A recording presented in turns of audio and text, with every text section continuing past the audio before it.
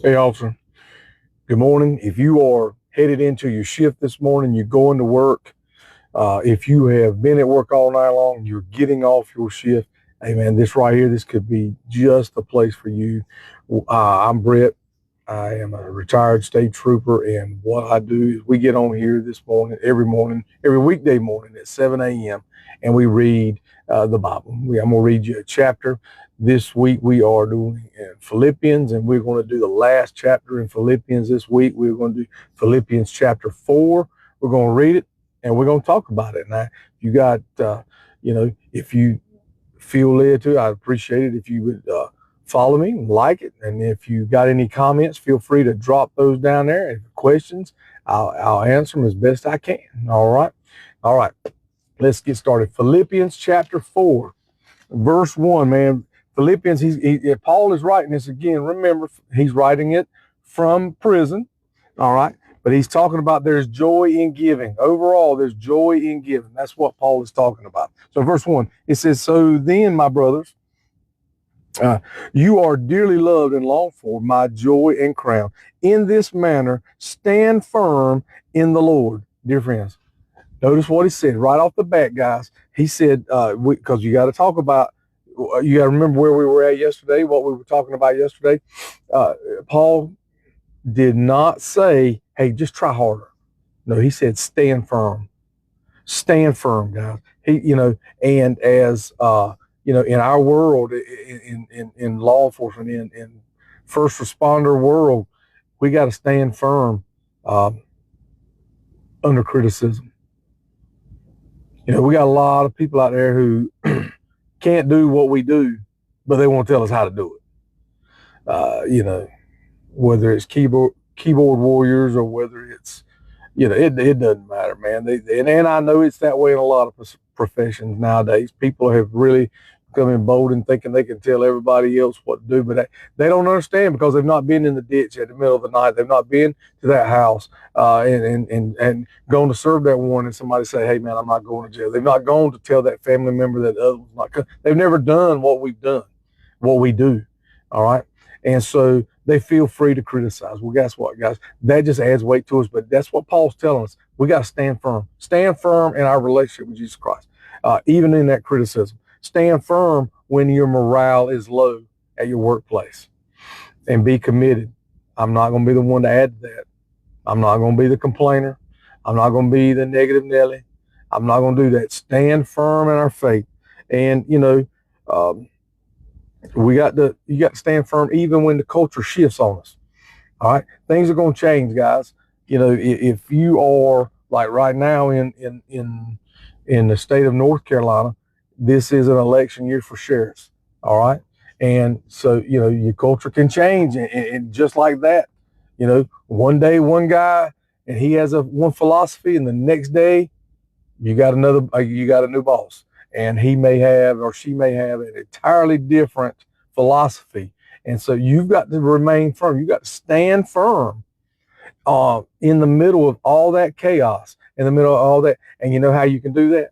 By not putting it on yourself, not putting your faith in yourself or any other human being. You got to stand firm in our faith in Jesus Christ. Thank you. All right. That's where he's steady. He is the rock. He is steady, and he never changes. And if you put your faith in him, then you're going to be more likely to you're going to be able to withstand all that chaos, all that kind of stuff. All right. Verse 2. All right. He says, I urge, now, again, got a couple of tough names here, so bear with me. I urge Eoda, and I urge Syntyche to agree in the Lord. Yes, I also ask you, true partner, to help these women who have contended for the gospel at my side, along with Clement and the rest of my co-workers whose names are in the book of life. All right, right here in verses 2 and 3, Paul is he's calling some people out. He's calling them out. He said, hey, look, I want you to, and who is he calling out? He's calling out workers in the church. Okay? He's saying, hey, you two, I want you two to get along. You have, you've working in the church. You've got to do, hey, going back to what we talked about yesterday. Do we have the same goals? Are we on the same path? If we have the same goals, why are we butting heads? Okay, if we're going is, and whatever your goal is, if you're at work, wherever you work, if you've got the goal and the other person's got the same goal, what does it matter if you go left and they go right? What does it matter? Is the goal the same? Do we want the same thing? That's why it bugs me so bad with politics on a national level, because I think deep down in our hearts, we all want the same thing. We want a better country. We just got different paths we think that we need to take to get there. So we can't lose sight of the ultimate goal, which is whatever it is, man. If it's in, as a first responder, we love to help people. We want to help people in their time of need. We're there for that. Well, then why are we against each other? Let's get it along. Let's don't be like these two. Let's don't make Paul have to write a letter calling us out. And then he's telling the other leaders in the church, hey, help them out. Show them what's up. Now, what does that mean for us? Paul calls them out publicly to reconcile. Guys, that's leadership gold right there. Leadership gold, man. So as a leader, is it all right for you to call someone out? Well, maybe. Yes.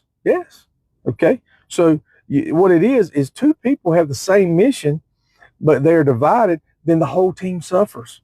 And our goal is to build the team. We're building a team to fulfill a mission. And so a house divided cannot stand against itself, man. It won't do it. He said, so we've got to get everybody on the same page, everybody going in the same direction. And then sometimes there is a season of pruning. So if you've got somebody on your team and they have a different mission, they don't see it the way you see it, it's okay if you've got the same mission. But if you don't have the same mission, maybe it's time to step aside. Maybe it's time to prune, man. A pruning season always comes before the blooming season. All right, that's true in nature, man. It's getting ready to be springtime. We're getting ready to start cutting these crepe myrtles and different trees and things around here. Why? Because we're going to do that, and then come spring, they're going to be beautiful. They're going to have new growth. You got to prune before the new growth comes, right? All right. Verse 4. Rejoice in the Lord always. I'll say it again. Rejoice. Short verse, but it says it all, man. Rejoice. This is not just emotional hype here, okay? Paul is not just saying something just to say it. It's a disciplined perspective. It is the way we are supposed to be. And how does that apply to us, guys? Joy is not a denial of reality. It's not. We know what the real world is. We work in it every day. Man, don't tell us. We go to the devastation. We go to where the injuries have happened. We go to what, man, I've been there, and when you pull up, it is chaos. I have watched,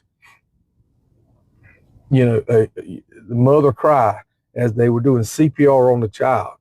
I have been the one to have to tell a father, hey, your son's not coming home. I've done all that.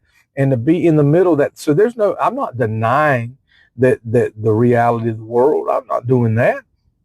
All right. But at the same time, what it is doing, it's a defiance of despair. We know that in spite of all that, despite of what's going on in this world, Jesus Christ is our Savior. Jesus Christ, and our eternity is what is important. And our hope rests in Him. Our hope rests in Jesus. All right, guys, if you're just joining us, man, this is Thin Blue Faith, and I read a chapter of the Bible every day or every weekday at 7 a.m. And if you don't mind, if this helps you, if you feel like you're coming off your shift and this is good for you to help you decompress, or if you're on your way to work, guys, I'll ask you to follow and hit the like button too, if you don't mind. All right, verse 5. Let your graciousness be known to everyone. The Lord is near. Man, guys, that hits hard, because we work in let's just call it like it is, guys, high testosterone environments, Strength and goodness are not opposites. They are. They go shoulder to shoulder, man. And he's telling you right there that let it be known to everyone. Let your reputation be known to everyone. The Lord is near. Excuse me. Your graciousness be known to everyone. So you should have a good reputation with other people. It should, you should not be just, there's a time and a place for everything, but you should not always be that brute. There's a time for kindness, man, and everybody should know, hey, yeah, you can go talk to them, man. You can call them in your time of need. That's the person, because they're ready to defend you if you need defending, but at the same time, they're ready to console you if you need consoling. They're ready to advise you if you need advising. All right, those are the times your reputation should be built up. All right, you got verse 6. Don't worry about anything, but in everything through prayer and petition with thanksgiving, let your request be known to God. And the peace of God, which surpasses every thought, will guard your hearts and your minds in Jesus Christ. Man, that's big. That's big right there. All right, because anxiety is real. If you're in law enforcement, if you're in EMS, if you're a firefighter, anxiety is real. What we deal with every day, the things that the unknown that we go to work and we're like, oh crap, man, what am I going to have to face today? What is it that I'm going to have to face today? Am I going to have to fight for my life? Am I going to have to fight for someone else's life? Am I going to have to, try to save this person who's in a medical crisis? What is it, and those things can build up, and anxiety is a real thing, man. It is. All right. But Paul doesn't say right there, he doesn't say ignore it. Toughen up, buttercup. I mean, he doesn't say that. I say that to my girls, but what he does do, he tells you about a replacement strategy. He says, no, don't do that. He says, first of all, you pray about it. You pray about it. And then he said, you be thankful. He said, if you're in your prayer and you're in thankful, he said, and when you do those two things, when you talk to the Lord and you thank him for everything you've done, that he's done for you, everything you've got, guys, there'll be a peace. It'll come to you. I'm telling you, I can tell this thing, whether you guys get anything out of this or not. I've been doing this since January the 1st. And I can tell you right now, I know I've got more out of it than y'all ever have. Setting aside, getting up in the morning, praying, and dedicating some time to read the Word of God. I've gained more out of this than probably anybody on TikTok ever will. It is a peace. It is a wonderful feeling to go into my day. I've already prayed. I've already prayed for you. I've already prayed for my family. I've already prayed and for my day. And someone, if anyone comes into contact with me, I hope that I've already prayed for discernment so that I can feel what they need, so that I can understand. And if they need a little loving, hey, a little consoling. Maybe they need, some folks might need a little tough loves. Hey, buddy, you know better than this. You're in the church, you know better. Whatever they need, that's what I'm praying that I've already got, and that I'll have the discernment to understand and to know. And then when you read the Word of God, what you're doing is you're gaining knowledge and you're gaining wisdom. Knowledge is knowing what to do. Wisdom is knowing when to do it. All right, and I'm praying for that I can further that and know what I'm doing and know how to do it for the Lord. And to have all that, to be prayed for that already, it is a peace as I go through my day already. As I'm going in here, I'm like, man, I'm ready to hit it, man. I'm ready to hit the ground running. I'm ready. And for whatever the Lord has for me, I feel like I'm much more prepared for it when I start my day off like that, by praying and reading the Bible. And that's why I hope this can help you. Again, if this helps you as you get off your shift, or if this helps you as you're going in, I hope that it'll help you as you go to work today. You can find you a verse that we are talking about and focus on it as you go through your day. Just apply it. The Bible calls it applying it to your heart. Just think about it. Think about it as you go through. Man, we're here every weekday at 7 a.m. All right? I gotta stop that. All right. Where are we at? We're at verse 8. Finally, brothers, whatever is true, whatever is honorable, whatever is just, whatever is pure, whatever is lovely, whatever is commendable, if there is any moral excellence, and if there is any praise, dwell on these things. Dwell on these things. Guys, that's a mental discipline right there. A mental discipline to take whatever is right, okay? Whatever's true, whatever's noble, right, pure, admirable, those are the things that we focus on, that we think on. Now, it basically, don't dwell on the negative stuff, all right? Guys, we are in a world where we can be consumed by negativity. I mean, it's on social media, it's in our workplace, it's with co-workers. You can just be consumed with it. It's on the news. It's everywhere. All right. But, if you allow that, then your cynicism grows too. You become jaded. You become the negative Nelly, man. And nobody wants that. Nobody wants to. You don't want to be that person. But I'm just stating the obvious. Well, just because you see it, does that mean you got to say it? Does that mean you have to be there? Just because you observe a person doing something, does that mean you've got to be the one to tell them? Maybe it's not the right time. Maybe you're not the right. Maybe do you have the authority? Okay, you and your coworkers, and you're the same level as them. Y'all are the same level, but you try and tell them what to do. And what's your reason behind it?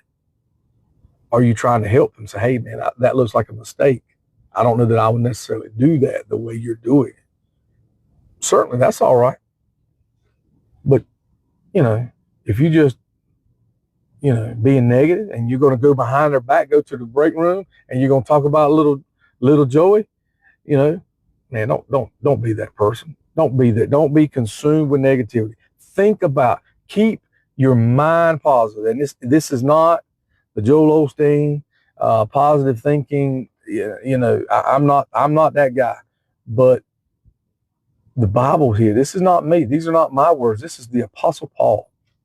The Apostle Paul is telling you right here, think upon these things, the things that are true, noble, right, and admirable, man, the good things that are going on in your life, in your world. Focus on those things right there. And if you do that, it's going to improve it'll improve your day, man. It'll improve your outlook on life. It'll improve everything. Everything won't be so dark and gloomy and gross. You'll be focusing on the light. If you look in the dark, you're going to see darkness. If you look at the light, you're going to see some light, right? Okay. All right. So we're going to go to verse number 9. Do what you have learned and received and heard and seen in me, and then the God of peace will be with you. Use me as your example. Use me as your example. You've seen how I live. Here I am writing you a letter while I'm in prison. I'm writing this letter while I'm in prison, telling you to focus on the good things that are happening in your life. And I'm focusing earlier in the week, we talked about it in chapter 2, I believe it was, how he was talking about how he had joy because his plight had furthered the gospel, because he has been able to speak to the guards about Jesus. So he was telling them, hey, find joy. You can find joy in anywhere, man. You can find it. And that's what he was doing. And so he's reminding them, use me as your example here. Do what you've seen me do. I'm focusing on that which is good. I'm furthering the kingdom no matter where I am. And that's got to be us. That's got to be our attitude. All right. Now he's going to get into, he's going to be appreciative, and he's going to express that to him. All right. Verse 10, I rejoice in the Lord greatly that once again you have renewed your care for me. You were in fact concerned about me, but lacked the opportunity to show it. I don't say this out of need, for I have learned to be content in whatever my circumstances I am. I know both I know both how to have a little, and I know how to have a lot. In any and all circumstances, I have learned the secret of being content, whether we well fed or hungry, whether in abundance or in need. Mm, mm, mm, mm. Guys, this one that hits right there. You know, think about that. I've been poor and I've been rich. He said, and guess what? I'm the same in either one. Is that you? Is that you? Are you the same no matter what? Are you the same when you're hungry, or when do you get all hangry? Most people get hangry, don't we? All right. But when he's well fed and when I'm hungry, I've had more and I've had a little, you know. And he starts off by saying, he was saying, thank you for y'all paying attention. I appreciate that y'all cared about me. He said, but I haven't been able to see you to tell you this, but I do appreciate it. Have you told anybody that you appreciate them today? I know it's only 7:20 in the morning, but hey, who is it in your life that you do appreciate? Let's tell them today. Tell them. And if you can't see them, if you're like this, he said, I just hadn't had the opportunity. Well, write them a letter. Shoot them a text. It's okay. Tell somebody that you appreciate them today. You appreciate what they do. Man, you mean something to me. I care about you. I love you. And I'm very, very thankful that you're in my life, even if you hadn't seen them for a while. So that right there, Apostle Paul does that in the beginning. And then he starts talking about how he is content. And what he's telling you there, contentment is not an emotion, guys. That is a discipline. It is a learned behavior. I am going to be okay. I'm going to be okay if I have a lot or if I have a little. If my job is going great or if my job is a little rough right now, okay? That is not natural. We are emotional beings, okay? And we have to learn to control our emotions, and we have to learn to be content no matter where we are.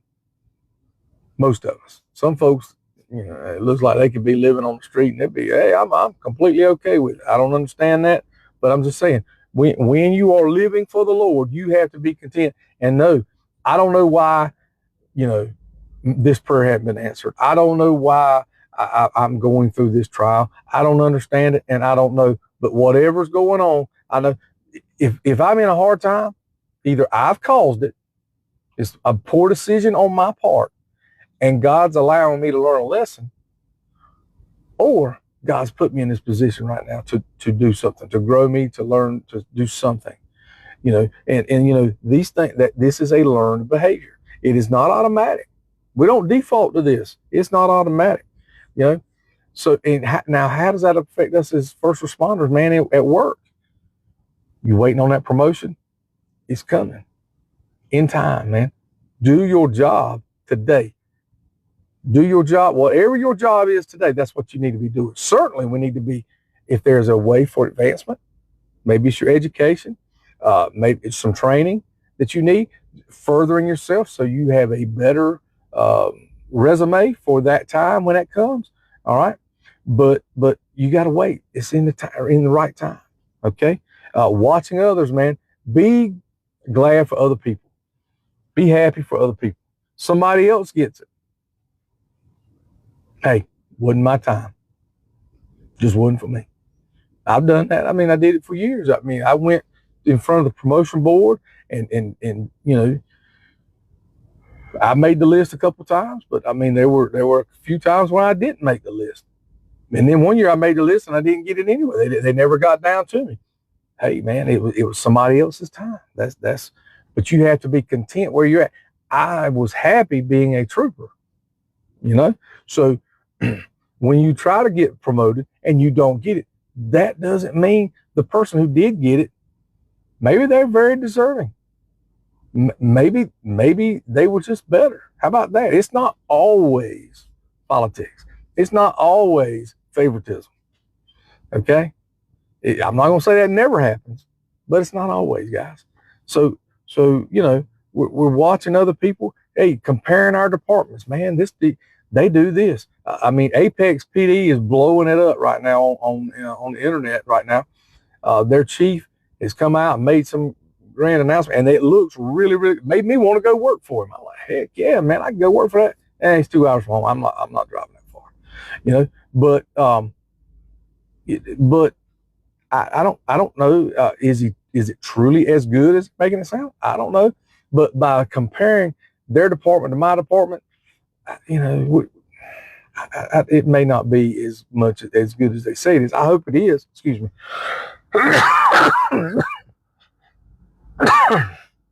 You know, just be satisfied with where we are right now, and make plans. But be satisfied. Be content with where we are. The grass is not always greener on the other side of the fence, and sometimes what it is, that's where the septic tank is. That's why it's greener. Okay, so just keep that stuff in mind. All right, verse 13.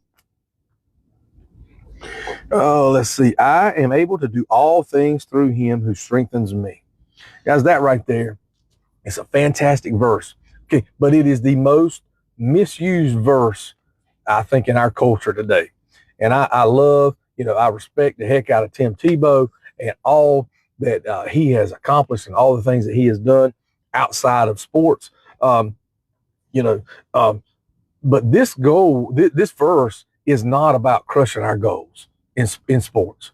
Okay, I can do all things through Christ. Yeah, yes, but you got to understand what that is truly about. Is about enduring hardship with Christ. That's what he said. Remember, context matters. All right, and Paul is writing this from prison, not on a ball field.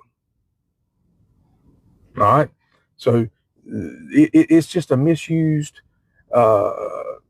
verse. It's a good verse. It's a great verse, and it can apply to a lot of things. But that was not its purpose, man. It is not about carrying a ball on a field and throwing it in a hoop and throwing it and hitting it out of the park. It is not talking about crushing our sports goals.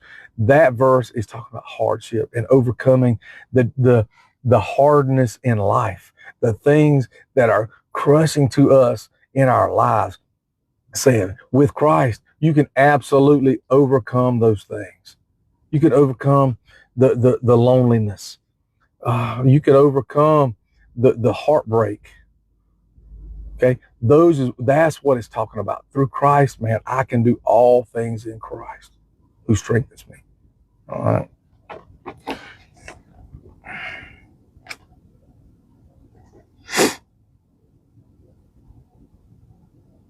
Still, you did well by sharing with me my hardship.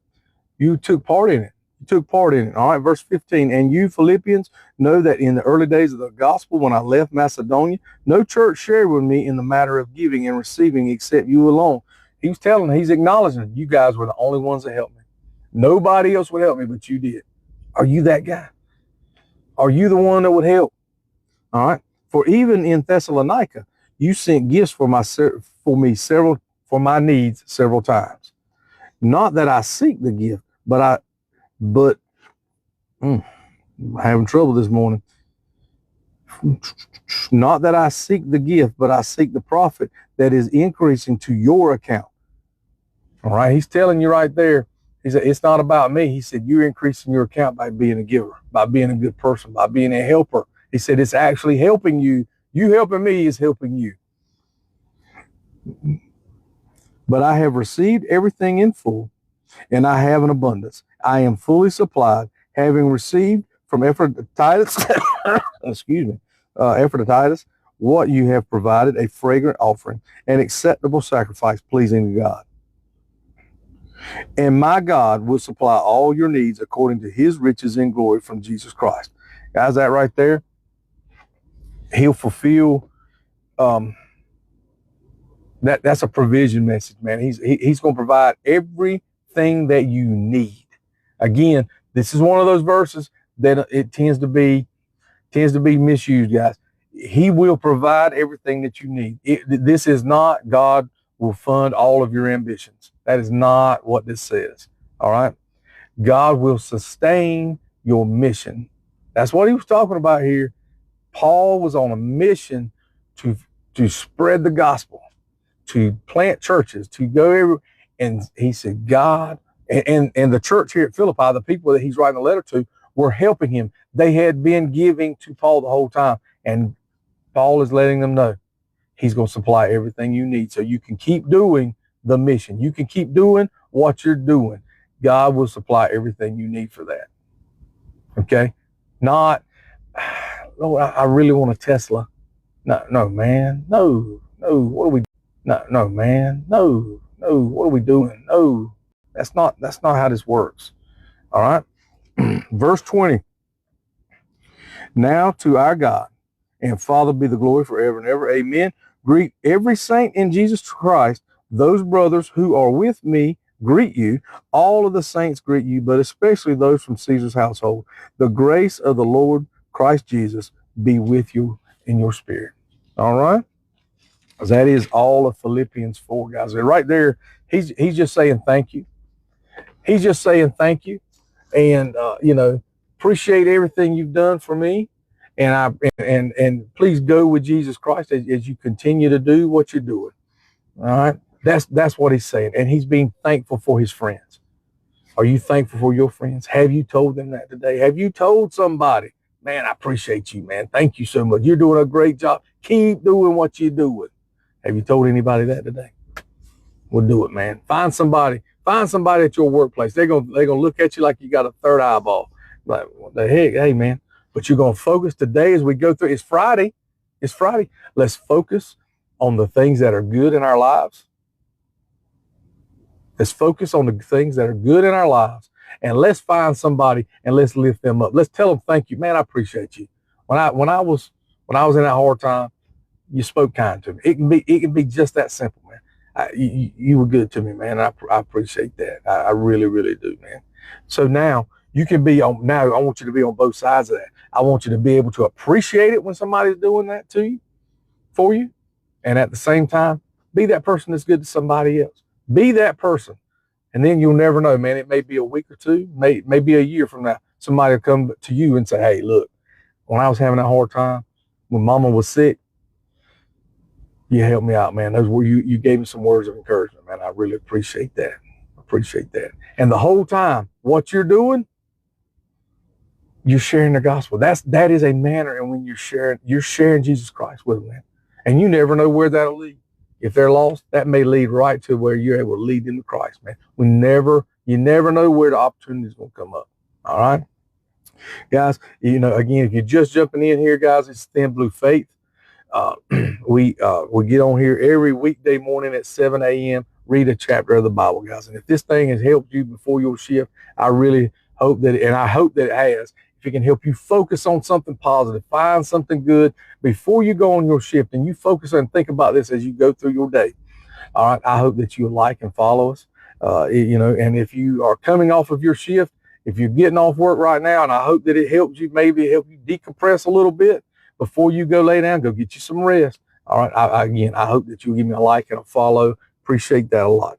All right, guys, it's 7:34. Got to get off here. Got to get the grandson to school. I love you. God's got you 6. Now let's get to work.